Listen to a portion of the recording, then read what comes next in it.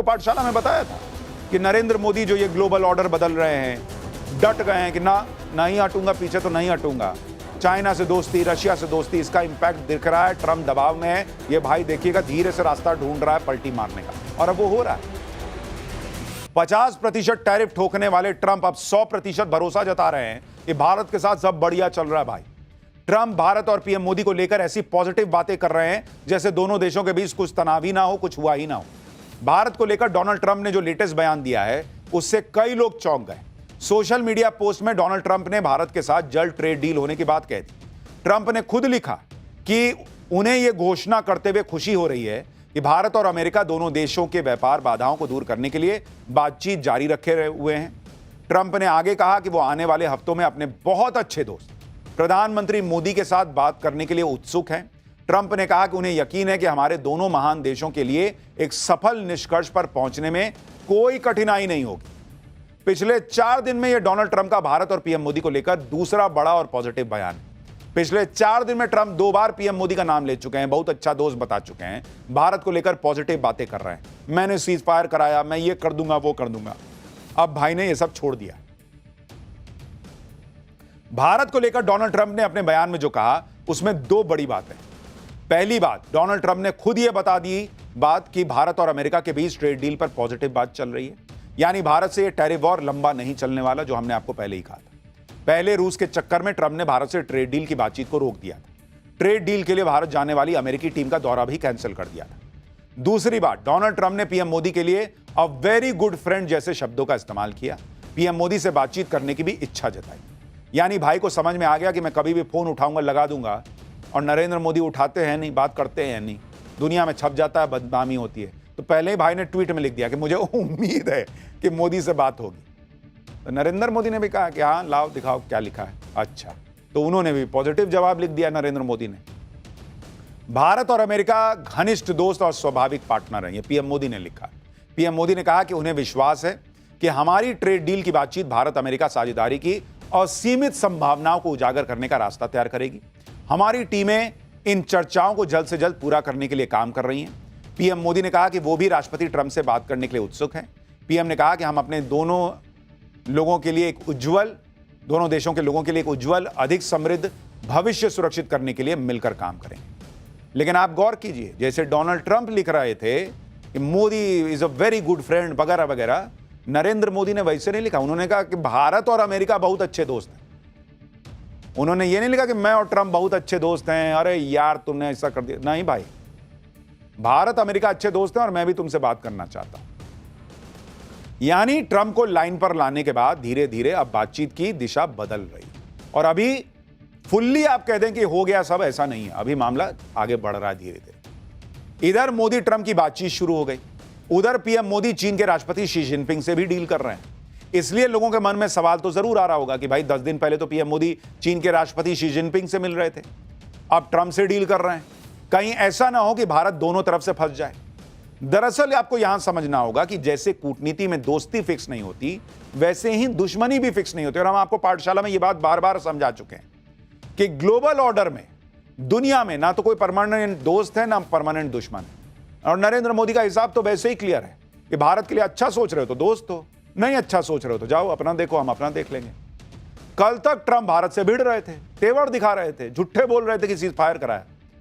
तो नरेंद्र मोदी ने कहा कि जाओ तो अपना बैठे रहो, फोन पे भी बात नहीं करोगे, जाओ जो करना कर लो। आज वो अच्छी अच्छी बातें कर रहे हैं, तो नरेंद्र मोदी भी ठीक है, अच्छी बात कर रहे हो, पॉजिटिवली ले रहे हो, तो हम भी पॉजिटिवली रिस्पॉन्ड करें। कोहनी थोड़ी मार देंगे भाई, अमेरिका है, पाकिस्तान थोड़ी है कि लात मार के आगे बढ़ जाए आदमी।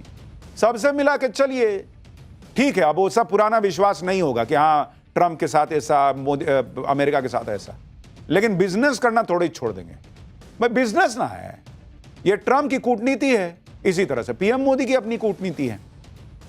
भारत से रिश्ते सुधारने के लिए जब चीन की तरफ से पॉजिटिव रिस्पांस मिला तो भारत ने पॉजिटिव रिप्लाई किया। अब ट्रंप फिर से लाइन पे आ रहे हैं, पॉजिटिव रिस्पांस दे रहे हैं, तो भारत भी पॉजिटिव रिस्पांस दे रहा है। भाई वो फिल्म में था ना, टों टों टों टों, सिग्नल गया उधर से, एलियन जो है वो किया, जवाब भेजा, तब ना कनेक्शन बना। उधर से अब उधर से आ रहा है सिग्नल, तो मोदी भी दबा रहे हैं बटन कि चलो देखते हैं क्या करते हो तुम। तो ये सारा मामला चल रहा है, लेकिन अभी भी फाइनल बात होनी बची है और कोई ग्लोबल ऑर्डर जो है वो बदलना, रशिया को धकिया दिए, चीन को छोड़ दिया, ऐसा नहीं हुआ है। हाँ, अमेरिका पॉजिटिव बात कर रहा है तो हम भी पॉजिटिव बात कर रहे हैं, लेकिन देश में क्या चल रहा है? अगला चैप्टर, उपराष्ट्रपति चुनाव में करारी हार के बाद राहुल गांधी ने ऐसा क्या कह दिया कि कांग्रेस की फजीहत हो गई? वाइस प्रेसिडेंट के चुनाव में इंडी की टीम के किस प्लेयर ने पलटी मारी और मोदी के साथ आ गए, अब उसके बारे में आपको बताता हूं। उपराष्ट्रपति चुनाव के नतीजों ने इंडी गठबंधन की नींद उड़ा दी। जैसे जैसे खबर सामने आ रही है कि उपराष्ट्रपति चुनाव में किस किस ने पलटी मार दी, क्रॉस वोटिंग कर दी, वैसे वैसे इंडी गठबंधन की एकता की धज्जियां उड़ती जा रही। उपराष्ट्रपति चुनाव में विपक्ष की एकजुटता का दावा कर रही कांग्रेस अब क्रॉस वोटिंग देखकर हिल गई। सूत्रों का दावा है कि क्रॉस वोटिंग की सच्चाई जानने के लिए अब कांग्रेस एक बैठक बुलाने वाली है, जिसमें यह पता लगाया जाएगा कि वोट चोरी का माहौल बनाते बनाते कैसे डंके की चोट पर वोट का डाका पड़ गया, किसने गद्दारी की और मोदी विरोधी खेमे में बैठकर मोदी को समर्थन देने वाले कौन लोग हैं। इधर उपराष्ट्रपति चुनाव में मिली करारी हार पर सुबह से गुणा भाग शुरू हो गया और इस घमासान के बीच राहुल गांधी अपने संसदीय क्षेत्र पहुंचे, लेकिन वहां पीएम मोदी को मां की गाली के मुद्दे पर वो घिर गए। राहुल गांधी को रायबरेली पहुंचने के लिए रास्ता तक बदलना पड़ गया। कैसे राहुल गांधी का विरोध हो गया? उपराष्ट्रपति चुनाव की हार पर राहुल गांधी ने ऐसा क्या कह दिया कि कांग्रेस की फजीहत हो गई? साथ में बात इंडी टीम के उन प्लेयर्स की होगी जो पलटी मार के मोदी के साथ आ गए, लेकिन पहले जरा झलक देखिए।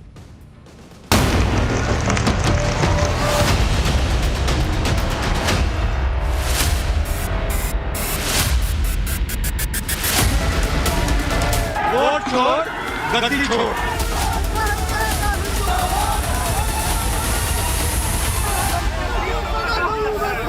देखिए, क्रॉस वोटिंग की बात कौन कर रहा है? ये इंडी के कुछ लोग कर रहे हैं। हमारे जितने वोट थे वो आंकड़ा हमारे पास आया। ये बंधक बना लेते हैं, सबको घर में रख लेते हैं और क्रॉस वोटिंग करवाने में माहिर हैं।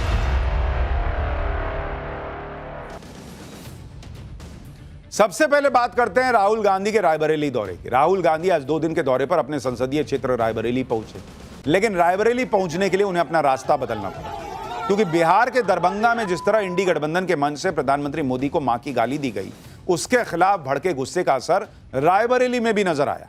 जैसे ही राहुल गांधी के काफिले की रायबरेली पहुंचने की भनक लगी, योगी सरकार में मंत्री दिनेश सिंह बीजेपी कार्यकर्ताओं के साथ राहुल गांधी का रास्ता रोककर धरने पर बैठ गए। विरोध कर रहे लोगों ने राहुल गांधी वापस जाओ के नारे लगाए और गाली कांड पर उनसे माफी मांगने की मांग की। बीजेपी के विरोध प्रदर्शन की वजह से राहुल गांधी का काफिला करीब 1 किलोमीटर पहले ही रोक दिया गया और 5 मिनट तक रुका रहा, जिसके बाद पुलिस सड़क पर धरना दे रहे मंत्री दिनेश सिंह और बीजेपी के कार्यकर्ताओं को उठाने पहुंची। पुलिस की बीजेपी कार्यकर्ताओं के साथ धक्का मुक्की भी हो गई। राहुल गांधी के खिलाफ मोर्चा खोलने वाले दिनेश सिंह ने ही लोकसभा चुनाव में उनके खिलाफ चुनाव लड़ा था। दिनेश सिंह ने दावा किया है कि विरोध की वजह से राहुल गांधी को रास्ता बदलना पड़ गया और जब तक वो पीएम मोदी को मां की गाली के मुद्दे पर माफी नहीं मांगेंगे, उन्हें इसी तरह के तीखे विरोध का सामना करना पड़ेगा। एक बार दिनेश सिंह को सुनिए, फिर बताता हूं राहुल गांधी के पोस्टर के बारे में। मोदी जी की मां को गाली दिया, यह किसी भी दशा में किसी भी बेटे के लिए जो भारत की किसी भी मां के कोख से जन्म लिया है उसके लिए लज्जित करने वाला विषय है। राहुल गांधी जी को इस पर माफी मांगनी चाहिए। अपने गाली देने वाले कार्यकर्ताओं को कंडम करना चाहिए, उनको पार्टी से निष्कासित किया जाना चाहिए। स्वयं ही कह देते कि मैं जो हमारे कार्यकर्ताओं ने किया उसके लिए मैं लज्जित हूं, तो शायद लगता कि यह उचित है। लेकिन राहुल गांधी जी इस प्रथा को बढ़ाना चाहते हैं।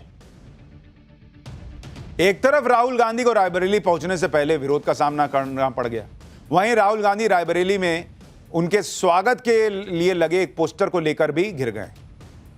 इस पोस्टर में राहुल गांधी के साथ अखिलेश यादव और तेजस्वी यादव की तस्वीर लगा दी गई।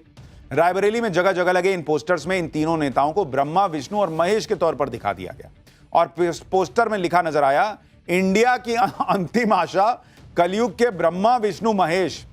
भाई साहब, पोस्टर पर सवाल उठे तो समाजवादी पार्टी ने इसे बीजेपी की तरफ से सेट किया गया ट्रेंड बता दिया और बीजेपी ने इसे अपनी नैतिक जीत बताया।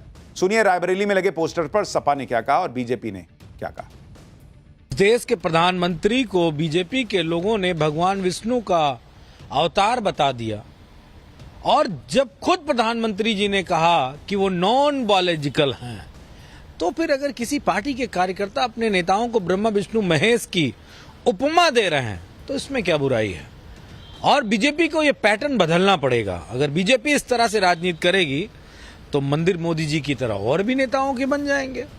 कांग्रेस पार्टी ने सुप्रीम कोर्ट में हलफनामा दिया था कि राम सीता वास्तविक पात्र ही नहीं है। इस पोस्टर विवाद के बीच उपराष्ट्रपति चुनाव के नतीजों और क्रॉस वोटिंग पर सवालों ने राहुल गांधी का पीछा रायबरेली में भी नहीं छोड़ा। राहुल गांधी से जब क्रॉस वोटिंग पर सवाल हुए तो उन्होंने क्या कहा, सुनिए जरा। Rahul sir, any word on vice president poll, sir? Any word on vice? Vote चोर गद्दी छोड़. Sir, you think that this is also a vote chori, sir? Yeah, 100%. Rahul sir, sir, do you think this is against another vote chori? 100%. It's going on all over the country, all over UP. Vote चोर गद्दी छोड़. कल लोग मजे मजे में कह रहे थे कि कहीं कांग्रेस या इंडी वालों के 15 वोट कम पड़े हैं, राहुल गांधी वोट चोरी ना कह दे। और राहुल गांधी सच में वोट चोरी कह दिया कि या 100% वोट चोरी है ये। अब उनकी फजीहत हो रही है पार्टी की कि क्या बॉस, अब उपराष्ट्रपति चुनाव में सबके सामने बैलेट में वोट पड़ा, आपके लोगों ने क्रॉस वोटिंग कर दी, वोट चोरी कैसे हुई? राहुल गांधी उपराष्ट्रपति चुनाव में वोट चोरी का आरोप लगाकर एक तरह से अपनी ही पार्टी की फजीहत करवा रहे हैं, क्योंकि कांग्रेस ने चुनाव से पहले मॉक पोल भी करवाया था ताकि यह तय किया जा सके कि इंडी के सभी सांसद अपने कैंडिडेट को वोट डालें और सही तरीके से डालें। बीजेपी ने उपराष्ट्रपति चुनाव में एकजुटता का दावा करने वाली कांग्रेस और इंडी गठबंधन के क्रॉस वोटिंग के मामले पर घेरा। दावा किया है कि एनडीए के कैंडिडेट सीपी राधाकृष्णन को 452 वोट इसलिए मिले क्योंकि इंडी गठबंधन के कई सांसदों ने उनका समर्थन दिया।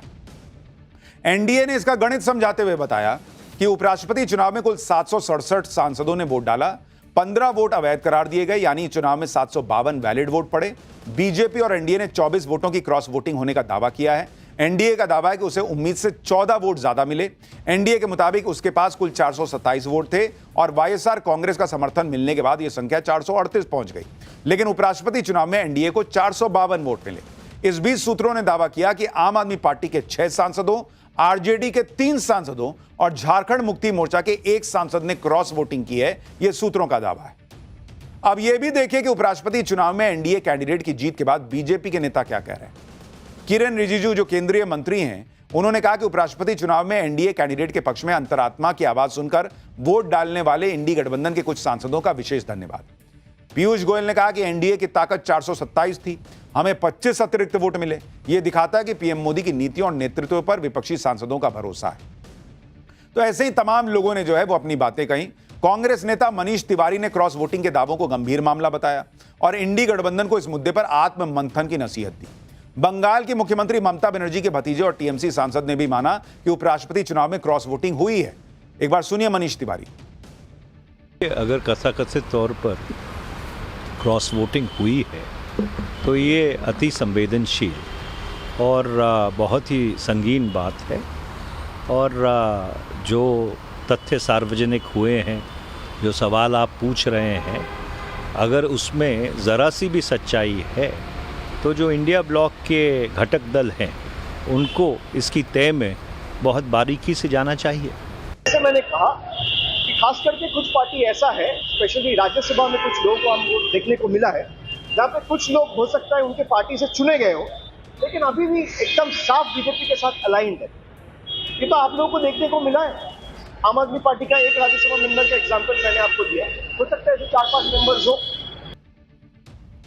यानी राहुल गांधी जिसे वोट चोरी 100% वोट चोरी बता रहे हैं, उन्हें उनके खुद के साथी बता रहे हैं कि इसे क्रॉस वोटिंग कहते हैं भैया।